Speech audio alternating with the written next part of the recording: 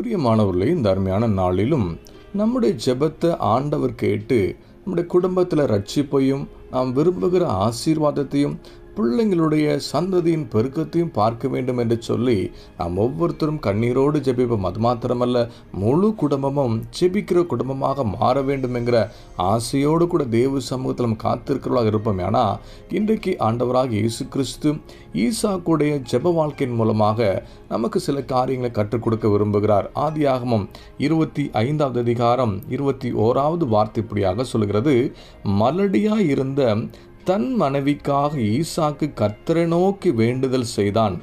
கர்த்தர் அவன் வேண்டுதலை கேட்டருளினார். அவன் மனைவி ரெபேக்காள் கற்பந்தரித்தாள்.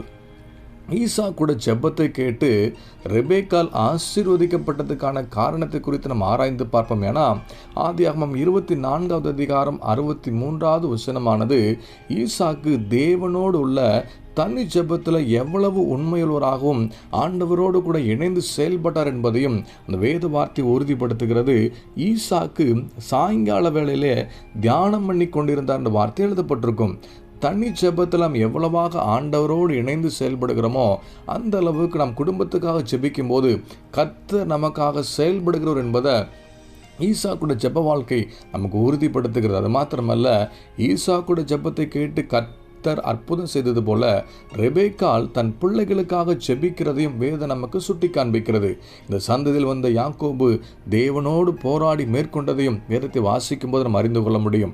எந்த தனி மனிதனுடைய ஜெப வாழ்க்கை சரியாக அமைந்திருக்கிறதோ அவனுடைய ஜெபத்தை கேட்டு கர்த்தர் அந்த குடும்பத்தை ஆசீர்வதிக்கிறவர் மாத்திரமல்ல, அந்த முழு குடும்பமும் ஜெபிக்கிற குடும்பமாக தேவனுக்கு பிரியமுள்ள குடும்பமாய் மாறினதை இந்த வேத வார்த்தையில் வாசிக்கும் போது நம்ம அறிந்து கொள்ள முடியும். இன்னைக்கு ஒருவேளை நாம கூட தேவ சமூகத்தில் குடும்பமே கிறிஸ்துவுக்கு சாட்சியாகவும் ஒரு ஜெபிக்கிற குடும்பமாக மாற வேண்டும் என்று சொல்லி ஆசையோடு கூட நாம் காத்திருப்போம். ஏன்னா இந்த உலகத்தினுடைய சகல விக்கினங்களுக்கும் போராட்டங்களுக்கும் கடைசி காலத்தில் நடக்கிற ஒவ்வொரு சம்பவத்துக்கும் நாம் குடும்பம் தப்பித்துக் கொள்ள வேண்டும். ஏன்னா நாம் முதலாவது செய்ய வேண்டிய காரியம் குடும்பமாக ஜெபிக்கிறவர்களாக நாம் மாற வேண்டும்.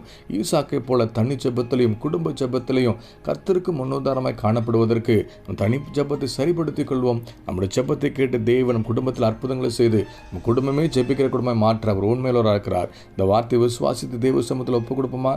நல்ல தகப்பனே, இந்த அருமையான கால வேலைக்கு நன்றி செலுத்துகிறோம். ஈசாக்கை போல ஆண்டவரை எங்கள் குடும்பத்தை எங்கள் ஆசீர்வதிங்க. தனி ஜெபத்தில் நமக்கு பிரியமா இருந்து குடும்பமே ஜெபிக்கிற குடும்பமே மாறுவதற்கு அர்ப்பணிக்கிறோம். யாரெல்லாம் அர்ப்பணித்திருக்கிறாங்களோ அவங்க வேண்டுகிற விரும்புகிற காரியத்தில் தேவன் நன்மை கட்டளையிட்டு தேவனுடைய பாதுகாப்பினால் அந்த குடும்பங்களை காத்து நடத்த வேண்டுமாய் இயேசுவின் நாமத்தில் ஜெபிக்கிற நல்லருமை பிதாவே, ஆமேன்.